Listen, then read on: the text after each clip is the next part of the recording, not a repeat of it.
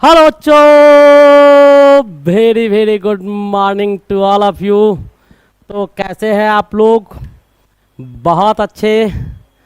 कैसा हाल समाचार है? अच्छा ही होगा। तो चलिए फिर से टारगेट पॉलिटेक्निक के सीरीज में आपके बीच मैथमेटिक्स का महाभारत के बाद मॉडल पेपर लेके आपके बीच उपस्थित हैं। एक से एक अजूबा और एक से एक बेहतरीन क्वेश्चन आपके बीच लेके आए हैं। तो चलिए आज का ये लेक्चर जो आपका होने वाला है वो बहुत ही खूबसूरत सा लेक्चर होगा। आप इसका आनंद शुरू से लास्ट तक उठाते रहिए बेहिचक। कहीं से कोई चार्जेज कहीं कुछ नहीं है, ठीक है। तो एक चीज़ याद रखना है आप लोग को। क्या याद रखना है? इसको दबाना नहीं भूलना है बेटा, ठीक है। इसको दबाएंगे। लाइक सब्सक्राइब शेयर करना आपको भूलना नहीं है। सब्सक्रिप्शन पहले ले लीजिए। तो चलिए आज का ये लेक्चर आपके बीच हम स्टार्ट करते हैं, जो मैथमेटिक्स का बहुत ही खूबसूरत सा लेक्चर है मॉडल पेपर के रूप में आप लोग के लिए लाया गया है। मेरा पहला क्वेश्चन आज का क्या कहता है? कहता है यदि एच एक्स बराबर क्या दिया हुआ है हमारे पास?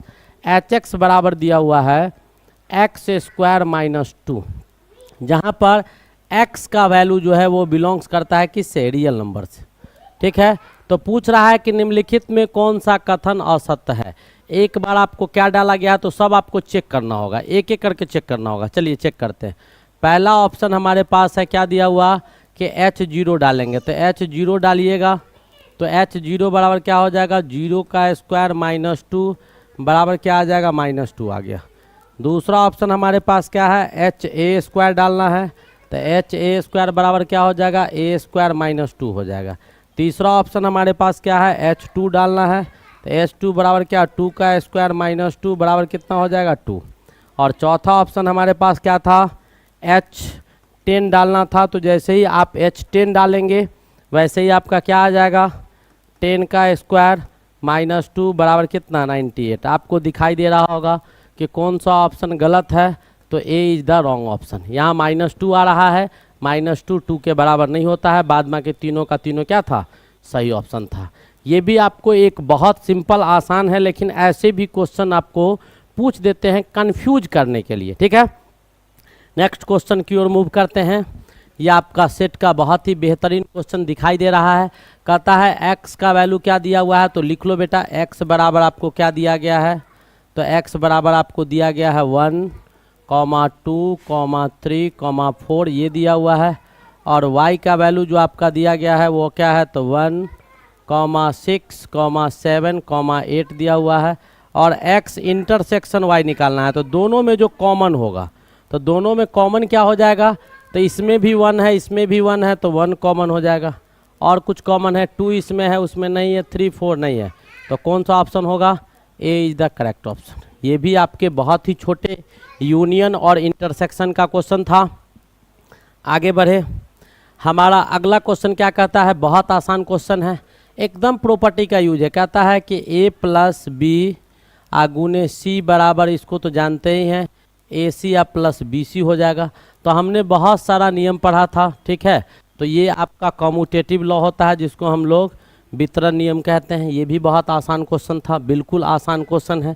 ऐसा नहीं है कि सारे आसान क्वेश्चन होंगे, आगे हमारे पास क्वेश्चन आएगा। ये तो आपको टेलर है, -1/2 1/2 से बड़ा होगा नहीं। पूछ रहा है निम्नलिखित में कौन सा था? 0.5 -1 से बड़ा होगा, सही ऑप्शन है, ठीक है। और दिया हुआ है कि आपके पास तो सी -2/3 से आपको क्या दिया हुआ है? कौन सा कथन सत्य है? तो ये आपको इससे बड़ा है नहीं, इससे छोटा होना चाहिए। ये -5 -4 से बड़ा होगा। 3 आपका गलत ऑप्शन दिया हुआ था और ये ऑप्शन सही था, ठीक है। ये भी आपके बहुत ही सिंपल और आसान क्वेश्चन थे। अगला क्वेश्चन हमारे पास क्या है? सो देखिए, आपको बहुत अच्छे अच्छे क्वेश्चन आगे देखने को मिलेंगे। a प्लस बी बराबर 6 दिया हुआ है, a गुने b बराबर 5 है, a माइनस बी का मान निकालना है। तो a प्लस बी बराबर कितना दिया हुआ है? तो आपको 6 दिया है। और ए बी बराबर कितना दिया है? तो 5 दिया है। और आपको निकालना क्या है? a माइनस बी बराबर क्या होगा? ये आपको निकालना है। क्या करेंगे इस क्वेश्चन में? ज़रा सा सोचिए, क्या करेंगे, कैसे निकालेंगे इसको? फटाफट बताइए। बहुत आसान क्वेश्चन है, एक लाइन का इनका क्वेश्चन था। कैसे निकालोगे? a प्लस बी दिया हुआ है, ए बी दिया हुआ है, a माइनस बी निकालना है। कैसे निकालेंगे? हमारे पास फॉर्मूला होता है बेटा, क्या? a माइनस बी का होल स्क्वायर बराबर a प्लस बी का होल स्क्वायर माइनस 4ab होता है कि नहीं होता है? इसको सॉल्व कीजिएगा तो यही आएगा। इसको a square plus b square हम करके दिखा देते हैं। a square plus b square plus 2ab minus 4ab बराबर क्या आ जाएगा? a square plus b square minus 2ab, यही ना होता है? ये बराबर ये होता है, यही तो प्रूव करना था, हमने कर दिया। यानी ये जो लिखा गया है वो बिल्कुल सही लिखा गया है। अब आप इसके वैल्यू को डालिए, वैल्यू को डालेंगे तो क्या सब आएगा? a प्लस बी आपको कितना दिया है? 6, तो 6 का स्क्वायर कर दीजिए माइनस 4, ए बी का मान कितना दिया हुआ है? तो 5, यानी क्या हो जाएगा? 6 6 जा 36 माइनस 20 इज इक्वल्स टू कितना हो जाएगा? 16 इज इक्वल्स टू कितना हो जाएगा? 16 है ऑप्शन इज इक्वल्स टू। अच्छा a माइनस बी निकालना था ना, तो a माइनस बी बराबर क्या हो जाएगा? रूट अंडर 16, तो कितना हो जाएगा? 4, तो प्लस माइनस 4 आएगा, लेकिन ऑप्शन आपको दिया हुआ है क्या? तो 4 इज योर करेक्ट आंसर। ये भी आपको एक बहुत अच्छे क्वेश्चन थे। आगे बढ़ते हैं, हमारा अगला क्वेश्चन देखिए, कहता है कि 50 और 56 का वर्ग चिन्ह होगा, क्लास मार्क होगा, तो क्या करेंगे? आपको जोड़ देना होगा। क्लास मार्क कैसे निकालते हैं? तो क्लास मार्क निकालने का फॉर्मूला आप जानते होंगे, मैंने अलग करके इस क्वेश्चन को इसलिए दिया है, बहुत बच्चा जानता नहीं है इसीलिए दे दिया है कि ये वर्ग चिन्ह आपको निकालने के लिए आता है, क्वेश्चन में रहता है आपको, ठीक है, यूज में। तो वर्ग चिन्ह आपका क्या होगा? तो लोअर इंटरवल जो है, लोअर आपका 50 प्लस कितना 56 अपॉन कितना हो जाएगा 2, यानी क्या 106 बट्टा 2 बराबर कितना हो जाएगा 53। यही आपके क्लास मार्क हो जाएंगे, यानी B is the correct option. तो ये भी छोटे छोटे पार्ट को हमने अलग निकाल के दिया है, इसीलिए अलग निकाल के दिया है कि एक एक चीज़ आपको जानकारी रहेगा, तभी आप स्टैटिक्स का अच्छे से अच्छे जो बड़ा से बड़ा क्वेश्चन होगा उसका छोटा छोटा पॉइंट आप सॉल्व कर सकते हैं। चलिए आगे बढ़ते हैं। हमारा अगला क्वेश्चन क्या कहता है? हमारे पास क्वेश्चन है कि निम्नलिखित समीकरणों में मूलों का गुणनफल बताएं, ठीक है। आपका क्वेश्चन क्या दिया हुआ है? ये दिया हुआ है, यानी क्वेश्चन आपका क्या है? तो 6x स्क्वायर दिया हुआ है माइनस 11x प्लस 3 बराबर क्या दिया हुआ है? 0। ये आपको क्वेश्चन दिया गया है।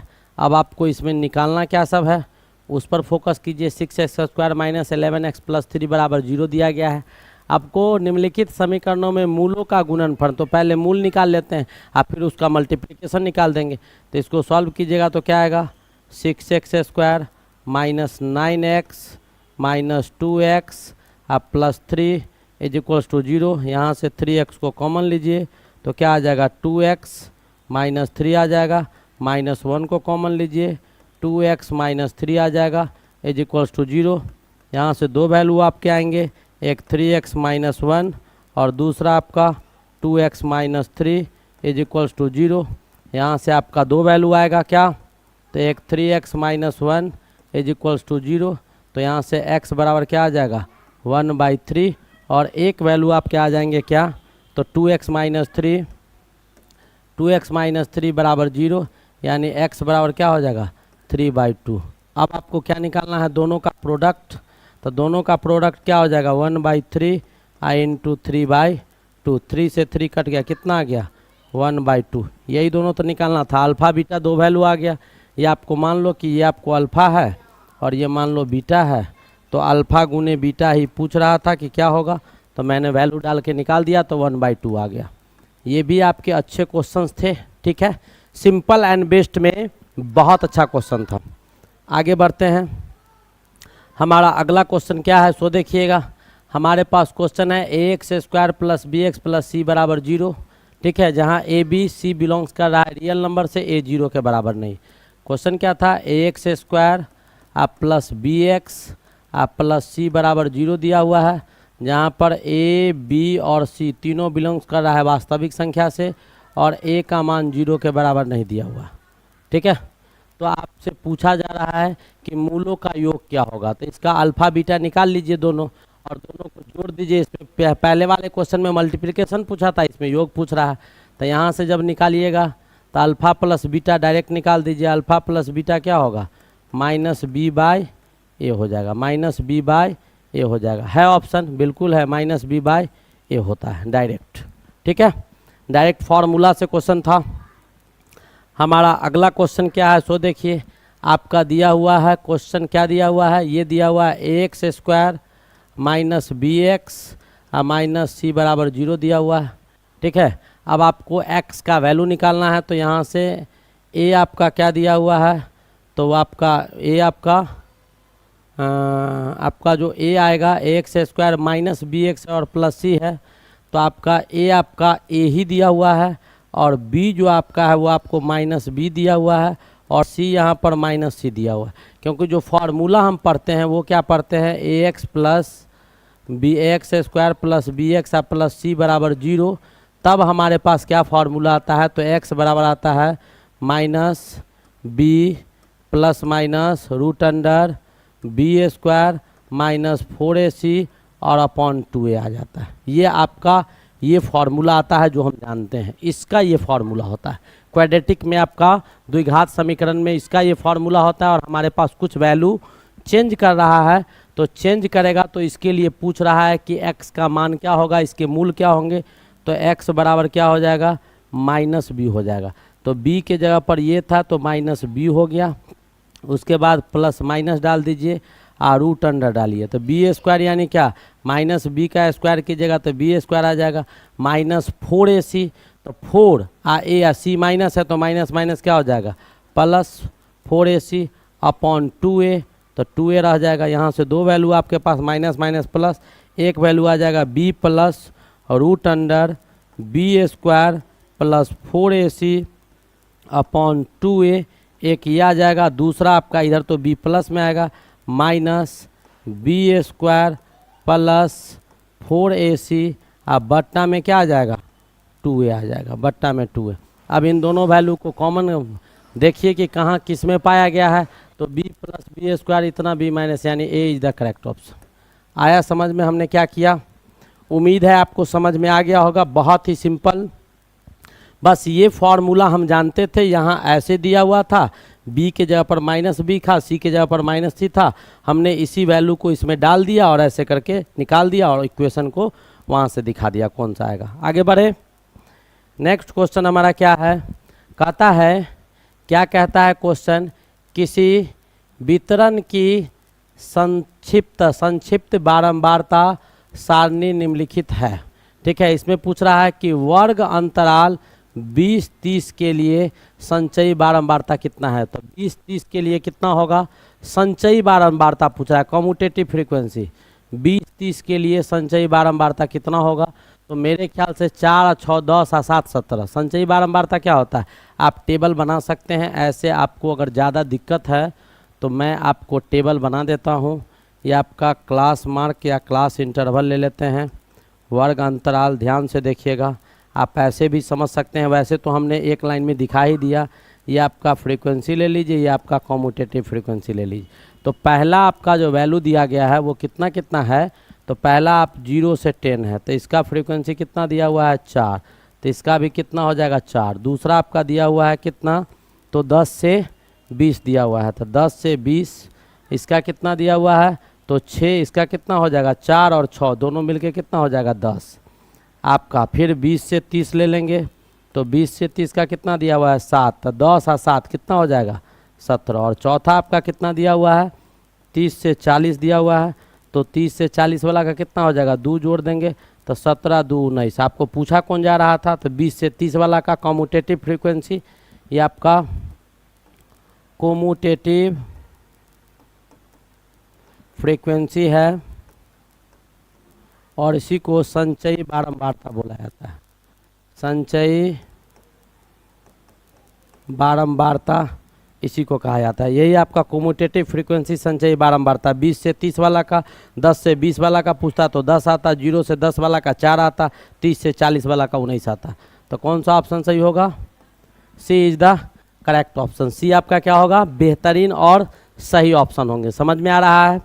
नेक्स्ट क्वेश्चन की ओर मूव करते हैं। एक क्वेश्चन और उसी का है, क्या कहता है कि निम्नलिखित बारंबारता बंटन के आंकड़ों के लिए माध्य निकाले। बंटन के आंकड़ों के लिए माध्य निकालना है। आपका चर मान दिया हुआ है 2, 6, 6, ठीक है, और अब बारंबारता 2, 1, 2 दिया हुआ है। 1 मिनट इसको देख लेते हैं कि संचयी बारंबारता 2, 6, 6 है, ठीक है, 2, 6, 6 दिया हुआ है।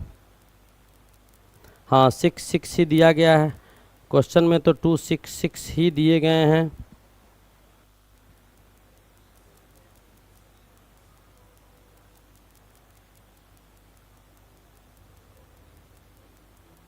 अच्छा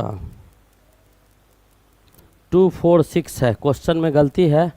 ये आपका 4 दिया हुआ है बेटा, ये क्या है 4 है, 2, 4 और 6 था। अब आपको निकालना क्या है, तो कम्यूटेटिव फ्रीक्वेंसी निकालना है, कम संचयी बारंबारता निकालना है बंटन के नियम से। तो निकाल दीजिए, इसमें कौन बड़ी चीज़ है, निकालो। इसके लिए भी क्या कीजिए, टेबल बनाइए, एक तरफ लिख दीजिएगा चर मान। मैंने ऐसा क्वेश्चन बहुत करवाया है, आप लोग स्किप कर देते हैं, इससे क्वेश्चन आता है, ठीक है। और इधर लिख दीजिए बारंबारता यानी क्या फ्रीक्वेंसी, इतना क्या लिखे फ्रीक्वेंसी, और एक तरफ लिख दीजिए कम्यूटेटिव फ्रीक्वेंसी। बंटन का नियम यही कहता है हमारा। और चर मान 2, तो 2 के लिए ये 2 हो गया, ये भी 2 हो जाएगा, ठीक है। 4 के लिए ये 1 है, 2 और 1 को जोड़ेंगे तो 3 हो जाएगा। और इधर उसके बाद 6 है, तो 6 के लिए कितना है, ये 2 है, तो ये कितना हो जाएगा, 3, 2, 5 हो जाएगा, ठीक है। ये आपको आ गया। अब आप इस टेबल में क्या कीजिए, तो समेसन, सिग्मा का मतलब क्या होता है, जोड़, मैंने पहले ही बताया, इसका मतलब होता है समेसन, ठीक है। और इस समेसन का मतलब आपका क्या होता है, जोड़ होता है। समेसन का क्या मतलब होता है, जोड़। तो सबको जोड़ दीजिए, तो 2, 3 और 2, 5, ये आ गया 5। और इसमें क्या निकालिए, कम्यूटेटिव फ्रीक्वेंसी का सम निकाल दीजिए।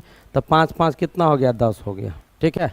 5, 5 कितना हो गया, 10 हो गया। यहाँ तक कोई दिक्कत है तो बोलेगा, यहाँ तक कहीं से कोई दिक्कत होगा तो हमको बताइएगा।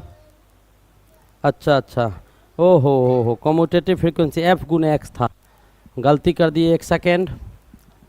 ये सब सही था, लेकिन थोड़ा सा इसमें एरर है, हमने देखा नहीं, हमको लगा क्लास इंटरवल दिया हुआ है, तो आपका हमने उस हिसाब से ले लिया। ये आपका ये गलत था, ये आपका X दिया हुआ था और ये F दिया हुआ था। यहाँ F गुने X निकालेंगे तो 2 गुने 2 कितना हो जाएगा, 4, 4 गुने 1 कितना हो जाएगा, 4, और 6 गुने 1 कितना हो जाएगा, 12। तो 12, 8 कितना हो जाएगा, ये आपका 20 हो जाएगा। क्या, F गुने X गुने FX, ये आ जाएगा। अब आपको निकालना क्या था, माध्य, तो X डैश बराबर आपका क्या हो जाएगा, तो समेसन FX, F गुने X बट्टा समेसन F, यानी 20 बट्टा 5, पंचों का कितना आ गया, 20। यानी कौन ऑप्शन होगा, 4 इज योर करेक्ट ऑप्शन। 4 आपका क्या होगा, करेक्ट ऑप्शन होगा। 4 क्या होगा, आपका करेक्ट ऑप्शन होगा। नो डाउट कि एकदम स्लोली तुम लोग को लग रहा होगा आज सर बहुत आराम से पढ़ा रहे हैं। बिल्कुल बेटा, ये आराम ही का चीज़ है, ये चीज़ ही आराम का है, तो हराम होने से क्या फ़ायदा है, कोई फ़ायदा है नहीं ना। तो बिल्कुल स्लो मोशन में आराम से देख रहे हैं। मैथ का क्वेश्चन है, ये तो खोजता ही है यही चीज़, शांति दिमाग, आगे बढ़े। उम्मीद है समझ में आ गया होगा। अब देखिए क्या कहता है, एक चक्रीय चतुर्भुज ABCD में, चक्रीय चतुर्भुज है बेटा, ऐसा दिया हुआ है, यानी आपका साइक्लिक क्वाड्रिलेटरल है। चक्रीय चतुर्भुज का मतलब हुआ कि साइक्लिक क्वाड्रिलेटरल आपको दिया हुआ है, ऐसा दिया हुआ है, ये A है, ये B है, ये C है, ये D है। इसका मतलब होता है साइक्लिक क्वाड्रिलेटरल, साइक्लिक क्वाड्रिलेटरल, ये आपका क्या है, साइक्लिक क्वाड्रिलेटरल है, ठीक है। ये आपको समझ में आ रहा होगा कि ये क्या है, साइक्लिक क्वाड्रिलेटरल है। अब इसमें आपको एंगल A कितना दिया हुआ है, तो ये आपको 40 डिग्री दिया हुआ है। एंगल B कितना दिया हुआ है, तो ये आपको 50 डिग्री दिया हुआ है, ये आपको दिया हुआ है।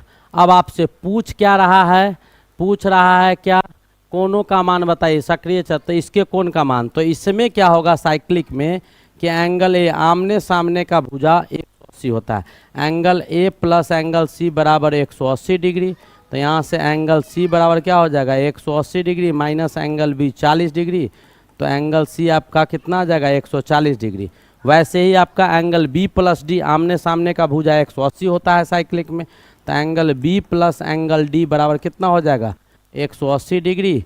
तो एंगल डी बराबर क्या हो जाएगा 180 डिग्री माइनस बी, बी बराबर 50 है तो ये कितना हो जाएगा 130 डिग्री। ये कितना हो जाएगा 130 डिग्री। यहाँ तक कोई दिक्कत? तो आपका कौन सा ऑप्शन होगा? A is your correct option. A is your correct option. A is your correct option Narendra. A is your correct option. अगला क्वेश्चन की ओर बढ़े। नेक्स्ट क्वेश्चन हमारा क्या है? अगले क्वेश्चन की ओर मूव किया जाए। समझ में आ गया? साइक्लिक चतुर्भुज दिया हुआ था, ये और ये दोनों 180 होता है, आमने सामने 180 होता है। ठीक है, आमने सामने क्या होगा 180 होगा, वो आपको समझ में आ रहा होगा। तो चलिए आगे बढ़े। हमारा अगला क्वेश्चन क्या है? क्या कहता है कि किसी लंब वृत्तीय शंकु की ऊंचाई आपका x/2 1 गुने x/2 दिया हुआ है तथा उसके आधार का त्रिज्या जो है 4x/5 दिया हुआ है, तो उसका आयतन क्या होगा? तो बेटा ऐसा आपको आकृति दिया गया है, ऐसा आपको शंकु यानी कोण बनाया गया है। ये आपका कोण है, टिप की तरह होता है, इसको हम लोग शंकु बोलते हैं। ये आपको दिया गया है और इसमें आपको दिया हुआ क्या सब है सो देखिएगा। तो ये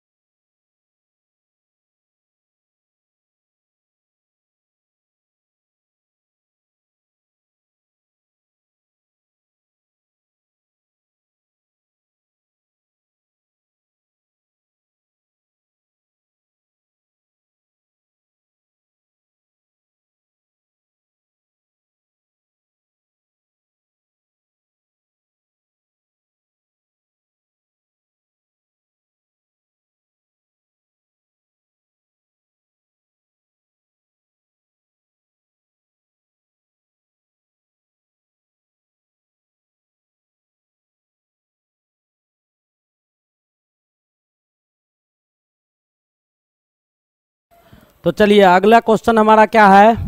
तो नेक्स्ट क्वेश्चन जो हमारा है वो क्वेश्चन क्या कहता है उसका चर्चा कर लेते हैं। तो हमारे पास जो अगला क्वेश्चन है वो कहता है कि किसी लंब वृत्तीय शंकु की ऊंचाई 1x/2 तथा उसके आधार का त्रिज्या जो है वो आपका 4x/5 दिया हुआ है, तो उसका आयतन क्या होगा वही आपसे पूछा जा रहा है। उसका आयतन क्या होगा वही आपसे पूछा जा रहा है। तो आपको पहले क्या बनाना होगा? शंकु का आकृति हम दिखा दे कि शंकु बेटा कोण को कहा जाता है।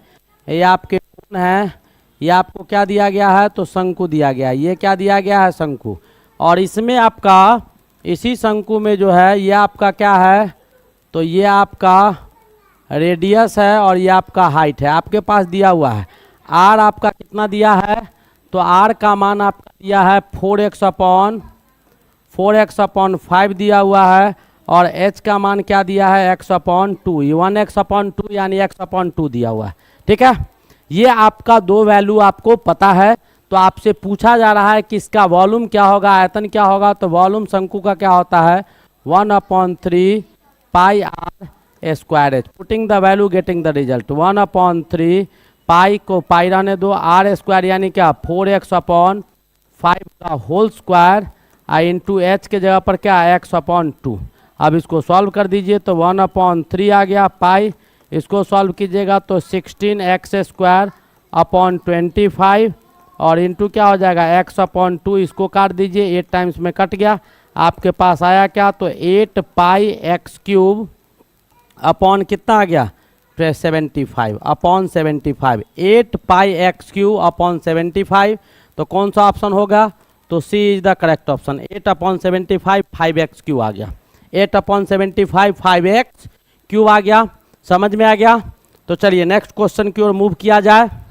लिख लिए। चलिए हमारा अगला क्वेश्चन क्या कहता है सो देखिए। ए का मान बेटा दिया गया है और ये आपको पूछ रहा है। तो चलिए क्या दिया हुआ है? तो π/6 यानी ए बराबर क्या दिया है? π/6 और π/6 क्या होगा? पाई बराबर 180 डिग्री अपॉन 6 काट दीजिएगा तो कितना आ जाएगा आपका 30 डिग्री। कितना डिग्री आएगा?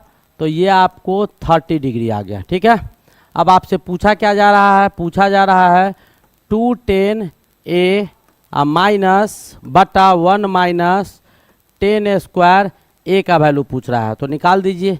तो 2tan कितना a के जगह पर कितना दिया हुआ है 30 degree upon 1 minus tan 30 degree का क्या हो जाएगा होल स्क्वायर हो जाएगा। tan 30 डिग्री का होल स्क्वायर हो जाएगा। अब tan 30 डिग्री का वैल्यू कितना होता है वो आपको पता होगा, कितना होता है 1/√3। अब putting the value getting the result 2 × 1/√3 आ गया और बट्टा में क्या आ गया 1 - 1/√3 का होल स्क्वायर आ गया। अब ऊपर क्या आया तो 2/√3 आ गया, कोई दिक्कत 2/√3 आ गया और नीचे क्या आ गया तो 1 - 1/3 आ गया। अब क्या आ गया तो 2/√3/3 - 1/3 आ गया। ठीक है, अब इसको और सॉल्व करेंगे तो क्या आएगा तो ऊपर में 2/√3 है और नीचे में 2/3 आ गया। अब ये इससे 2/3 आ गया, 2 अपन क्या आ गया 3 आ गया, 2 से 2 कट गया, अब बचा क्या 3/√3 आ गया। अब इसको और सॉल्व कीजिएगा तो 3 को √3 × √3 लिख सकते हैं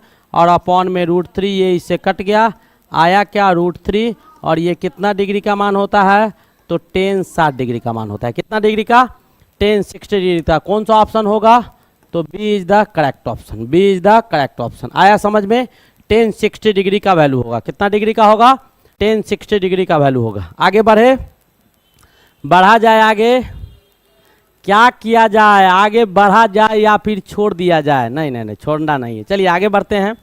ठीक है, नेक्स्ट क्वेश्चन हमारा क्या है, कहता है कि एक त्रिभुज है, एक त्रिभुज ABC दिया हुआ है, AC 6 सेंटीमीटर है, BC 4 सेंटीमीटर है, एंगल ACB आपका 30 दिया हुआ है, तो त्रिभुज का क्षेत्रफल क्या होगा वही आपसे पूछा जा रहा है। वही आपसे क्या किया जा रहा है, पूछा जा रहा है। तो पहले हम करते हैं कि एक त्रिभुज को बना लेते हैं।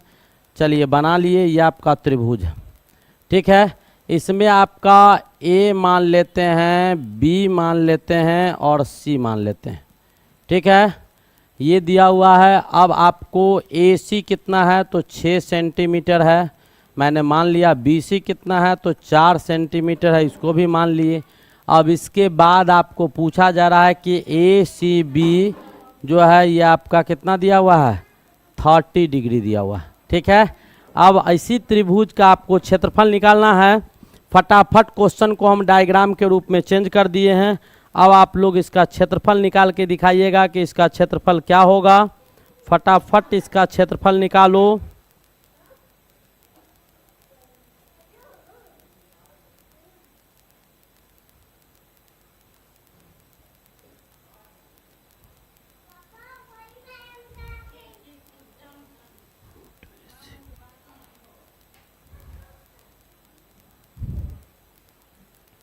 हो गया। अब इसका क्या निकालना है, क्षेत्रफल निकालना है। बहुत अच्छा क्वेश्चन है बेटा, बहुत अच्छा क्वेश्चन है। फटाफट इसको सॉल्व कीजिए। क्या आया, फटाफट इसको सॉल्व कीजिएगा। एक लाइन का क्वेश्चन है, देखते हैं कि कौन बच्चा दिमाग लगा के सबसे आगे निकल रहा है। तो त्रिभुज ABC का क्षेत्रफल क्या होगा वो जरा देख लो बेटा। त्रिभुज ABC का जो आपके क्षेत्रफल आएंगे वो आपको क्या आ जाएंगे वो आप देख लीजिएगा। तो 1/2 हो जाएगा। आप बेस गुने हाइट, बेस गुने हाइट। तो मान लेते हैं कि AC इसका बेस है और हाइट आपका जब BC लीजिएगा तो ये आपको लेना क्या होगा AC गुने क्या BC sine theta, BC sine theta. क्या लेंगे BC साइन थीटा ले लेंगे। ठीक है, BC साइन थीटा इसलिए लिए गए कि BC और साइन थीटा लेंगे तो ये आपको जैसे मैं बता दूं कंपोनेंट ऑफ वेक्टर आप पढ़े होंगे। ये आपका अगर थीटा होता है, ध्यान से देखो, ये थीटा होता है और ये वैल्यू आपका अगर A होता है तो ये x एक्सिस पर A साइन थीटा आ जाता है और इस पर ये A कॉस थीटा आ जाता है। क्या आ जाता है? कॉस थीटा आ जाता है। ठीक है, तो इसी के हिसाब से हमने क्या किया, यहाँ पर वैल्यू को डाल दिया। तो 1/2 AC कितना दिया हुआ है 6 और BC कितना दिया हुआ है 4 और साइन 30 डिग्री। तो साइन 30 डिग्री का मान कितना हो जाएगा, इसको काट दो 3 से, तो 12 × 1/2 हो जाएगा, कट के कितना आ जाएगा 6 सेंटीमीटर स्क्वायर आपका एरिया हो जाएगा। 6 सेंटीमीटर स्क्वायर आपका एरिया हो जाएगा, ये आपका ऑप्शन होगा। ठीक है, तो ऐसे भी क्वेश्चंस आपको आएंगे। मैं एक चीज़ और बता दूं कि ऐसा क्वेश्चन अगर आपको आता है, दो साइड दिया हो और दोनों साइड के बीच का कोण दिया हो, दो साइड दिया हो ट्रायंगल में और दोनों साइड के बीच का कोण दिया हो, तो आप डायरेक्ट भी क्या कर सकते हैं, मैं जो फार्मूला आपको बताया हूँ, आप डायरेक्ट इस फार्मूला का यूटिलाइजेशन कर सकते हैं कि हाफ इंटू दोनों साइड का मल्टीप्लिकेशन और दोनों साइड के बीच का जो साइन थीटा एंगल का मान होगा, उसके साइन थीटा के वैल्यू को डाल के आप डायरेक्ट भी निकाल सकते हैं। आ गया समझ में? चलिए नेक्स्ट क्वेश्चन, एक नया चीज़ आप लोग सीखे।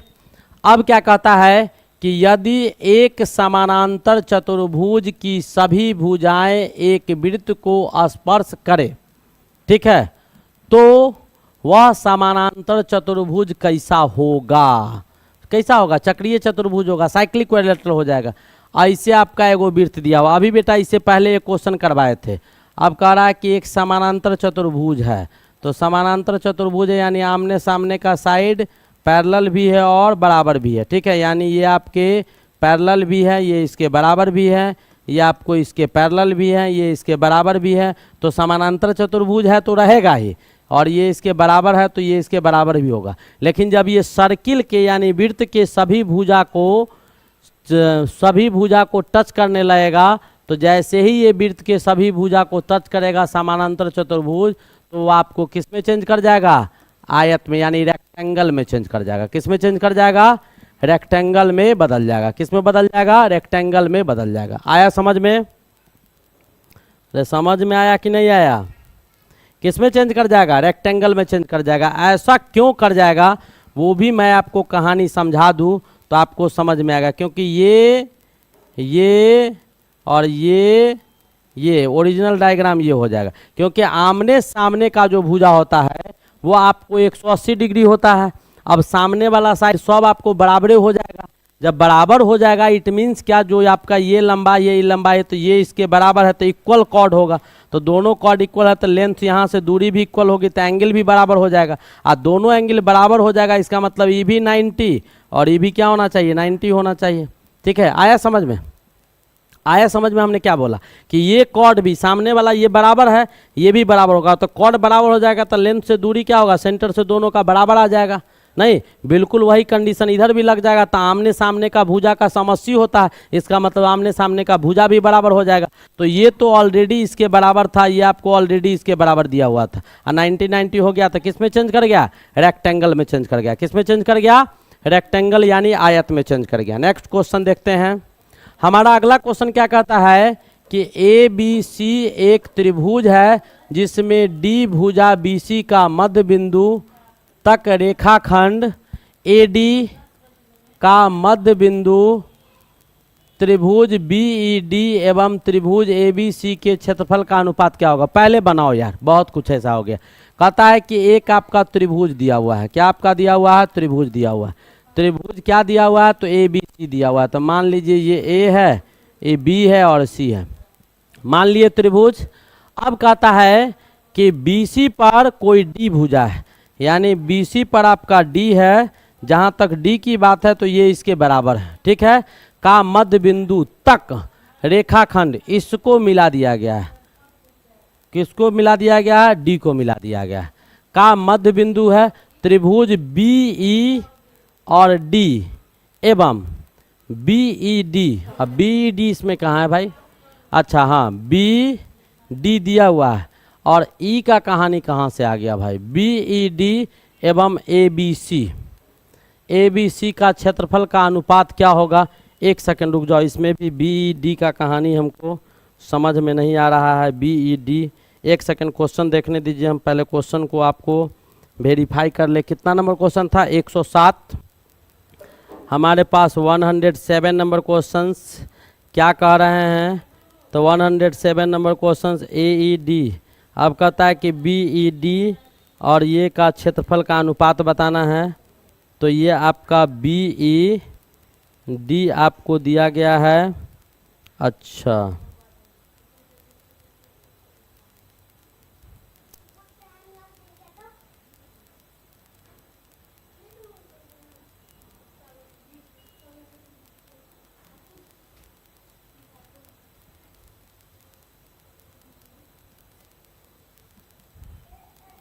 चलिए देखते हैं क्या है नहीं है, समझ में तो आना चाहिए।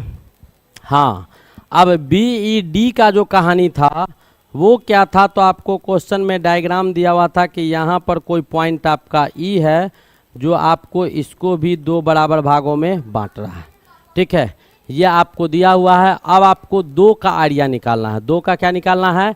आरिया निकालना है। एक आपका बी ई डी का, तो आरिया निकालिए किसका? ट्रायंगल बी ई डी का। तो बी ई डी का आरिया क्या हो जाएगा? 1/2। बेस आपका कितना हो जाएगा? तो बी डी हो जाएगा। बेस आपको बी डी हो जाएगा और हाइट जो इसका हो जाएगा वो आपको डी हो जाएगा। ये क्या हो जाएगा?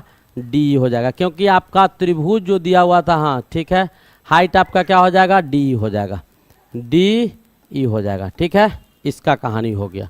अब दूसरा आपको दिया हुआ है क्या? तो दूसरा आपके पास है आरिया ट्रायंगल ए बी सी का निकालना है।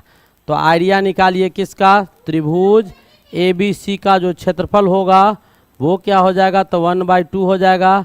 बेस आपका क्या हो जाएगा? तो बेस आपका हो जाएगा बी सी और हाइट आपका कितना हो जाएगा इसका?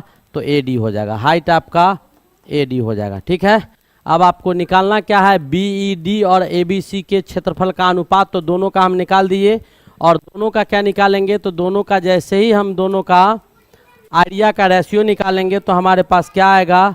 तो आरिया ट्रायंगल बी ई डी बटा आरिया ट्रायंगल आपका क्या दिया हुआ है? A B C. इन दोनों का आरिया निकालिएगा। तो इन दोनों का आरिया क्या आ जाएगा?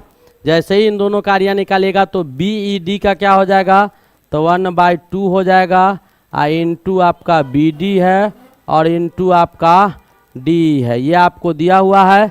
और इसका कितना हो जाएगा? तो 1/2 हो जाएगा।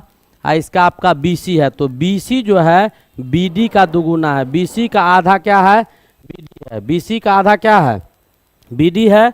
तो बी सी का आधा बी डी है, यानी बी डी का, तो इसको लिख सकते हैं हम लोग 2BD लिख सकते हैं। ठीक है, और D जो है वो AE का AD का आधा आपका DE है। तो AC को हम क्या 2DE लिख सकते हैं। तो ये आपका 2D आ जाएगा। 2 क्या आ जाएगा? D आ जाएगा। 2 क्या आ जाएगा? D आ जाएगा। अब जैसे ही इसको आप सॉल्व कीजिएगा तो आपका क्या आएगा सॉल्व करने के बाद? तो ये इससे कट जाएगा, BD BD से कट जाएगा और DE DE से कट जाएगा। आएगा क्या? 1/4। 1/4। तो आपसे पूछ रहा था रेशियो क्या होगा? तो 1:4 हो जाएगा। क्या आ गया रेशियो? 1:4 रेशियो आ गया। कितना आ गया? 1:4 रेशियो आ गया। ठीक है, नेक्स्ट क्वेश्चन देखिएगा। हमारा अगला क्वेश्चन क्या है?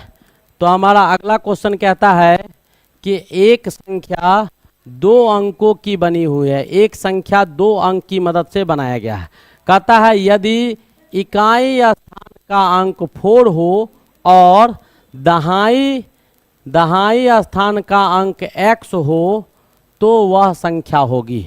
तो दहाई स्थान का अंक x हो तो क्या हो जाएगा? संख्या क्या हो जाएगा? x। अगर मान लीजिए हम क्या जानते हैं कि इकाई स्थान, इकाई जो है यूनिट डिजिट, आपको मान लीजिए इकाई संख्या, इकाई अंक यूनिट डिजिट आपका, पहले हम सिखा दें आपको कि इकाई अंक अगर मान लीजिए x है और दहाई अंक जो आपको दिया गया है 10th डिजिट, वो आपको अगर y दिया गया है तो संख्या हमारे पास क्या आ जाता है? तो हमारे पास बेटा संख्या आ जाता है 10y + x आ जाता है। और आपको क्वेश्चन में क्या दिया हुआ है? तो इकाई स्थान आपको दिया हुआ है 4। क्वेश्चन से फ्रॉम क्वेश्चन प्रश्न में क्या दिया गया है? ये 4 है और ये आपको x है। तो यहाँ से जो नंबर आएगा वो 10x + क्या हो जाएगा? 4। 10x + 4 हो जाएगा। है ऑप्शन? बिल्कुल ऑप्शन है, यानी B is the correct option. B is the correct option. ये भी आपको एक बहुत ही अच्छे और खूबसूरत क्वेश्चन थे। नेक्स्ट आगे बढ़े तो इसमें बेटा हम कोशिश किए हैं एक एक पॉइंट शॉर्ट हैंड जो क्वेश्चन में इस्तेमाल होता है सबको एक एक करके एक्सप्लेन करने का कोशिश किए हैं, ताकि आप एग्जामिनेशन में जो बैठे तो एक भी पॉइंट कहीं से छूटना नहीं चाहिए, आंसर कभी गलत ना हो, कैलकुलेशन हमेशा आपका सही आए। अगला क्वेश्चन हमारे पास क्या है, कहता है कि निम्नलिखित में सही कथन बताएं। कहता है कि √5 एक परिमेय संख्या है। √5 एक परिमेय संख्या है, ये गलत कथन है। √5 कौन सा संख्या होता है? अपरिमेय संख्या होता है, यानी ये जो कथन लिखा गया है ये गलत है। प्रत्येक वास्तविक संख्या एक परिमेय संख्या होता है, ये आपको दिया गया है। प्रत्येक वास्तविक संख्या परिमेय हो कोई जरूरी नहीं है, वास्तविक संख्या अपरिमेय भी हो सकता है।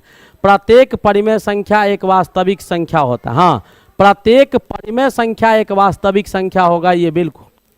Every rational number is a real number, but every rational number is not a real number. आप इस स्टेटमेंट को याद रखेंगे। Every real number is not a rational number. प्रत्येक वास्तविक संख्या परिमेय संख्या हो ये कोई जरूरी नहीं है, लेकिन but every rational number is a real number. प्रत्येक आपका परिमेय संख्या क्या होगा? तो मैंने बता दिया कि प्रत्येक वास्तविक संख्या एक परिमेय संख्या हो ये कोई जरूरी नहीं है, लेकिन प्रत्येक परिमेय संख्या एक वास्तविक संख्या होगा ये बिल्कुल जरूरी चीज़ है, परम सत्य चीज़ है। एक परिमेय संख्या है, ये सब क्या दे दिया है, आ गया समझ में?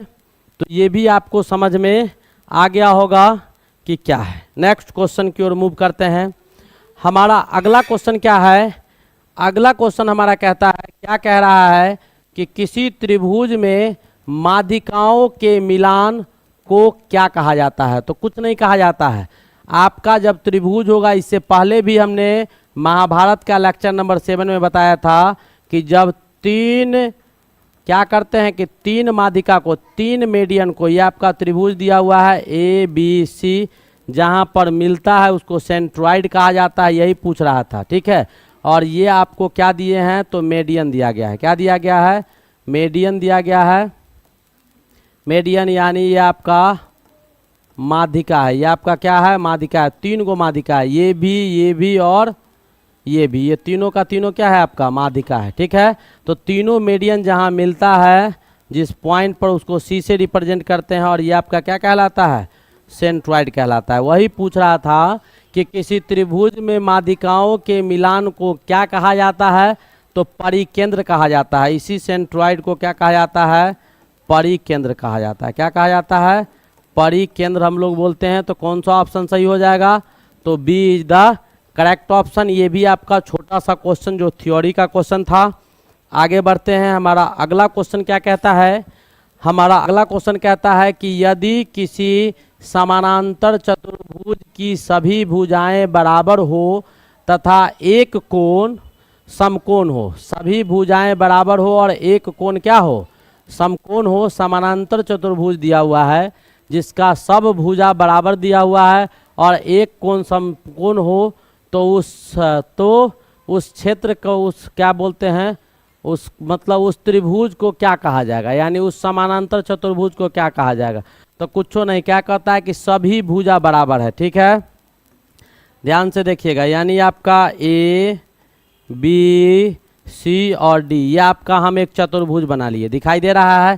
क्वेश्चन में क्या कह रहा है कि AB जो है वो आपको BC के बराबर है, BC जो है वो आपको CD के बराबर है और CD जो है वो आपको DA के बराबर है। ये हम नहीं कह रहे हैं, ये क्वेश्चन में दिया हुआ है। अब चारों का कोण भी बराबर दिया हुआ है, सभी भुजाएं तथा यदि समानांतर चतुर्भुज की सभी भुजाएं बराबर हो तथा एक समकोण हो, तो उस मतलब उस त्रिभुज को, यानी उसको क्या कहा जाएगा? तो उसको क्या कहते हैं? तो समानांतर चतुर्भुज है। समानांतर चतुर्भुज है यानी आपका यदि किसी समानांतर चतुर्भुज, तो समानांतर चतुर्भुज करने का मतलब ये आपके इसके समानांतर भी है, ये इसके बराबर भी है, और ये इसके समानांतर भी है और ये इसके बराबर भी है, ठीक है। ये तो समानांतर का कहानी है। अब कह रहा है कि सब भुजा बराबर हो गया, सब भुजा बराबर हो गया और एक कोण दिया हुआ है 90, एक कोण दिया हुआ है 90।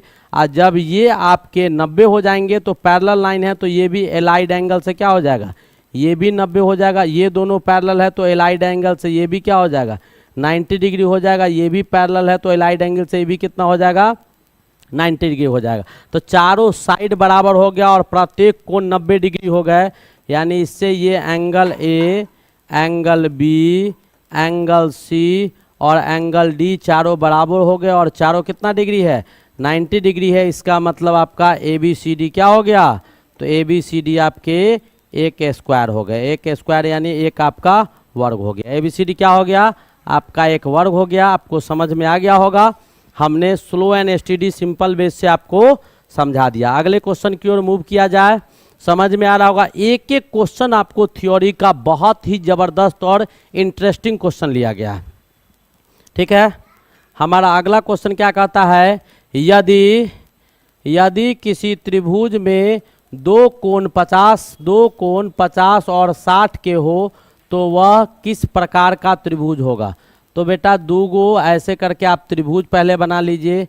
एक कोण आपका 50 है, एक कोण आपका 60 है, तो तीसरा कोण जो होगा वो आपका कितना होगा, 70 होगा, यही ना।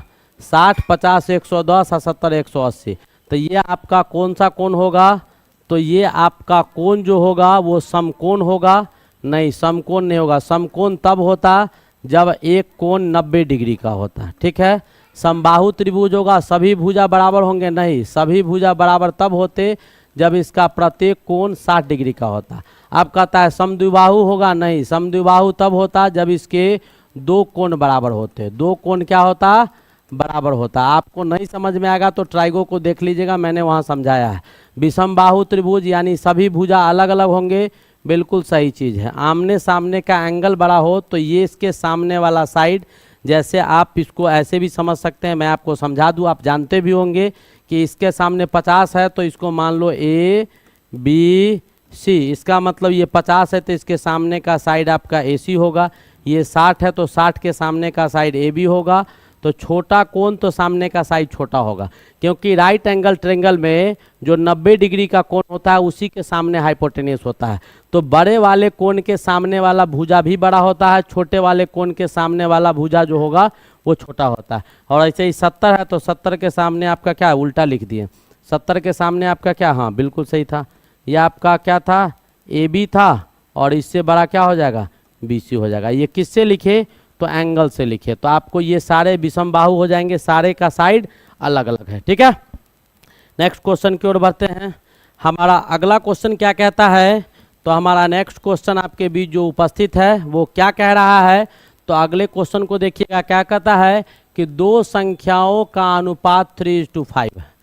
छोटी संख्या के वर्ग का तिगुना तथा बड़ी संख्या के वर्ग का दुगुना का योग इतना दिया हुआ है। तो दो संख्या है, तो दो संख्या आपको x और y दिया गया है। ठीक है, x और y आपका दिया गया है। ठीक है, तो x और y चाहे ऐसे नहीं करो, दो संख्या दिया हुआ है तो मान लो एक आपका a है और एक आपका b है और इसका रेशियो दिया हुआ है 3:5, तो 3x/5x मान लेते हैं। ठीक है, अब कहता है कि इसमें छोटा संख्या कौन है, तो आपको ये समझ में आ रहा होगा, बताने की आवश्यकता नहीं है।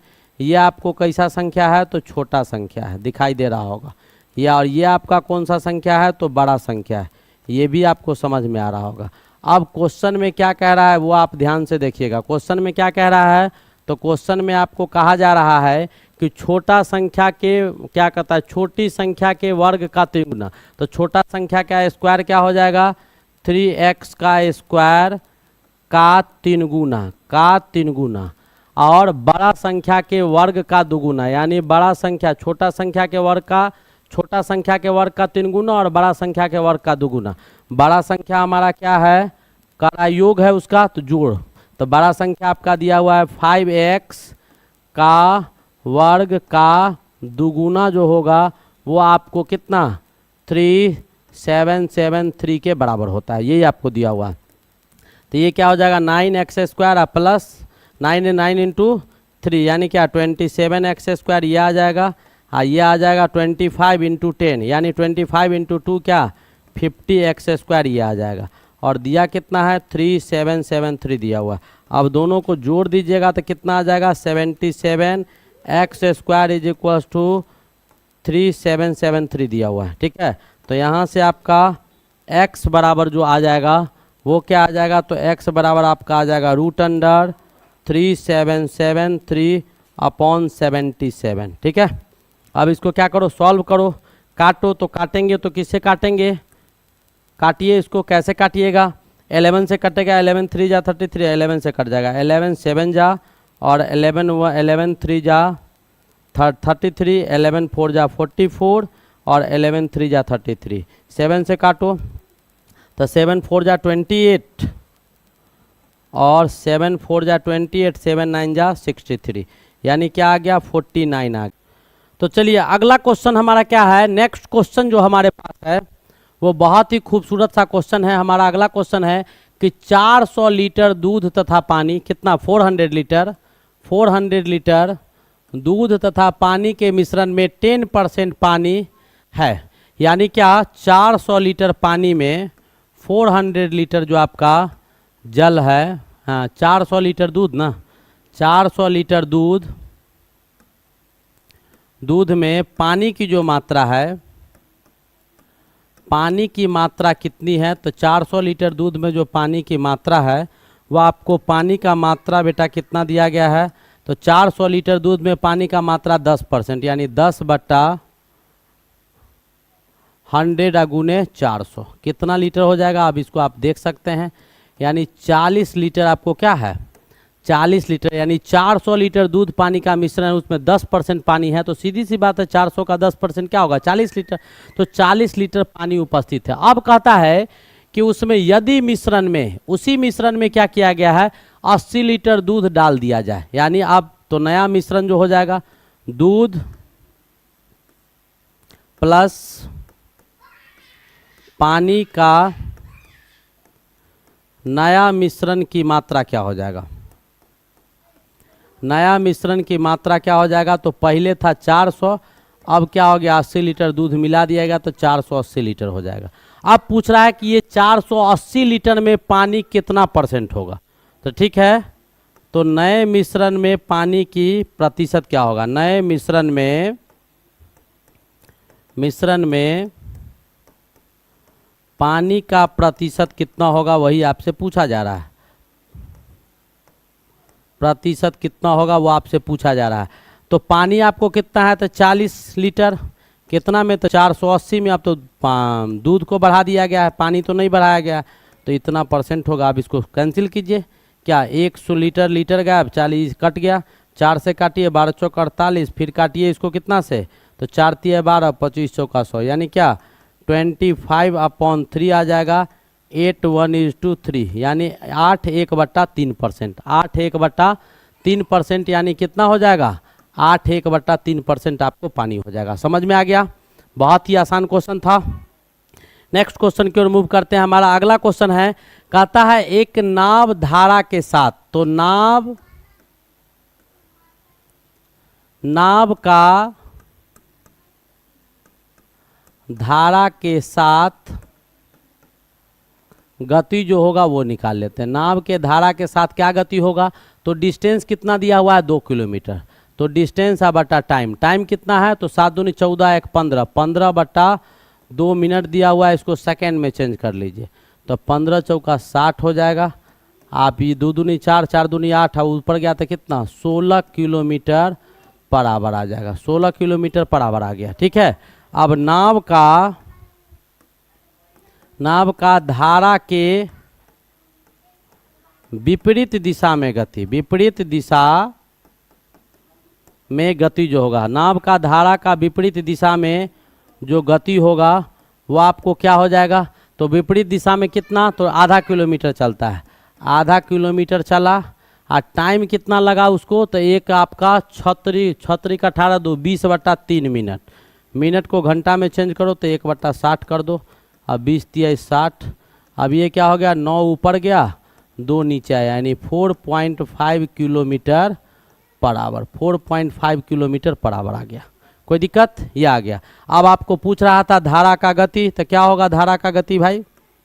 तो धारा का गति तो जाने में जितना लगा उतना आने में, दोनों में तो लग ही रहा है। तो क्या 16 माइनस 4.5 बट्टा 2 किलोमीटर पर आवर, ये धारा का गति हो जाएगा। अब इसको सॉल्व कीजिए, तो सॉल्व जैसे ही कीजिएगा तो क्या आ जाएगा भाई? तो 16 में से ये 11.5 बट्टा 2 हो जाएगा 5.75 किलोमीटर पर आवर आ जाएगा। 5.75 किलोमीटर पर आवर आपका धारा का गति होगा। This is your answer, this is your answer. बहुत ही खूबसूरत क्वेश्चन था। ये भी क्वेश्चंस आपके खत्म हो गए। आगे बढ़ते हैं नेक्स्ट क्वेश्चन की ओर। समझ में आ गया? नेक्स्ट क्वेश्चन हमारा क्या कहता है कि 8 वर्षों के बाद ए की आयु 3 वर्ष पहले बी की आयु का 3 गुना होगा, ये बात का चीज़ है। वर्तमान में ए बी से 13 साल, तो पूछ रहा है बी का, तो बी का मान लेते हैं कि बी का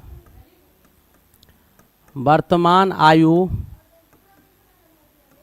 मान लेते हैं कि x वर्ष है। बी का वर्तमान आयु क्या है? x वर्ष है।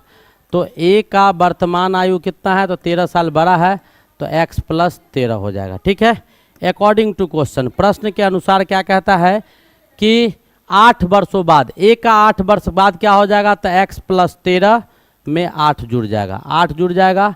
और बी का 3 वर्ष पहले के 3 गुना के बराबर होगा। तो बी का 3 वर्ष पहले अभी x है, तो 3 वर्ष पहले x माइनस 3 हो जाएगा, इसका 3 गुना के बराबर हो जाता है, इसके 3 गुना के बराबर हो जाता है। अब आप इसको सॉल्व कीजिएगा, तो x plus 21 is equals to 3x minus क्या हो जाएगा? 9।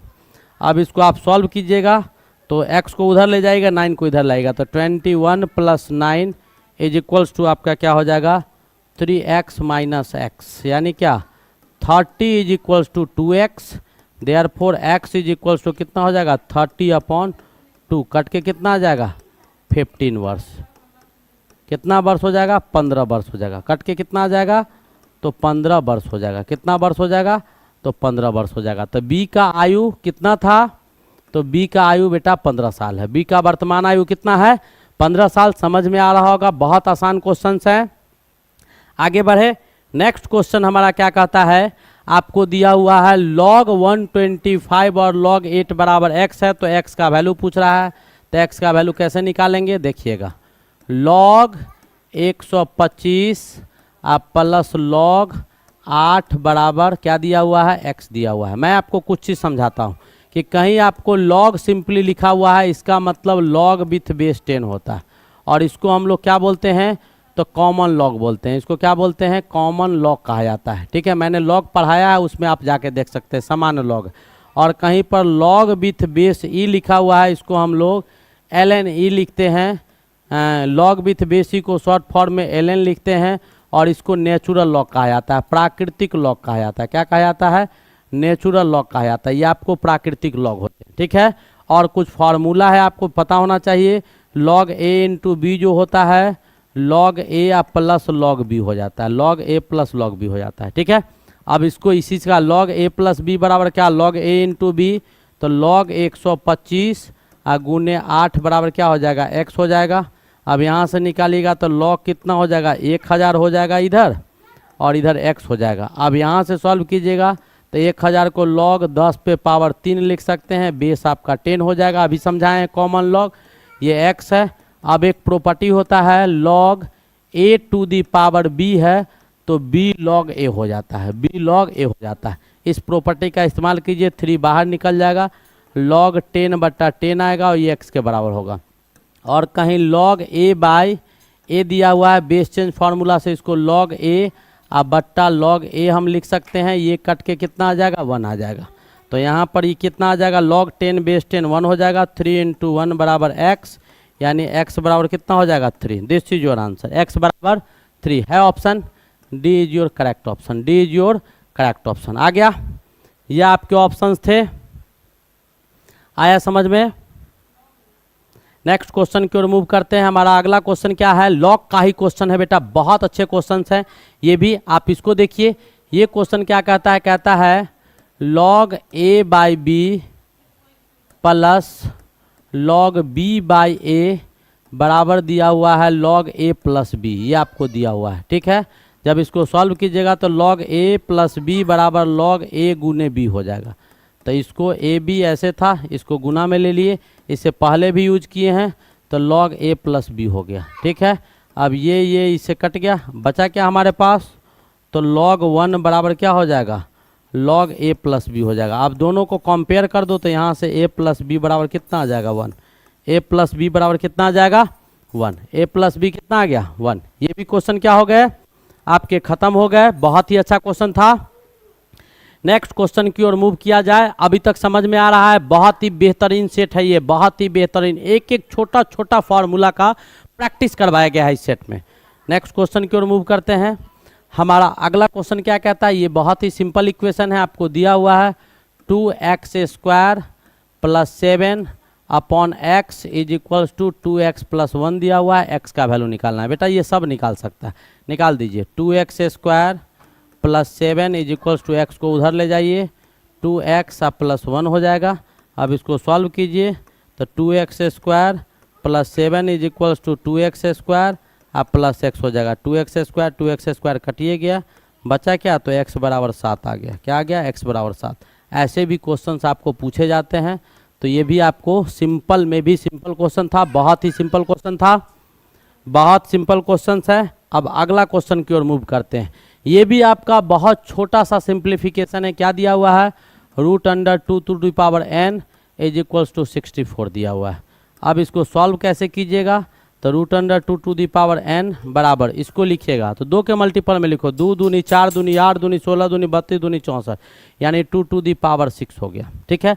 अब दोनों तरफ इधर भी और इधर भी दोनों तरफ क्या कीजिए, स्क्वायर कर दीजिए, इधर भी स्क्वायर कर दीजिए और इधर भी स्क्वायर कर दीजिए। स्क्वायर कीजिएगा, रूट गायब हो जाएगा, क्या आएगा, 2 टू दी पावर n बराबर 2 टू दी पावर 12 हो जाएगा, यानी n का वैल्यू कितना आ जाएगा, तो n बराबर 12 आ जाएगा। n बराबर क्या आ जाएगा, 12 आ जाएगा। This is your answer, this is your answer. आपको समझ में आ गया होगा।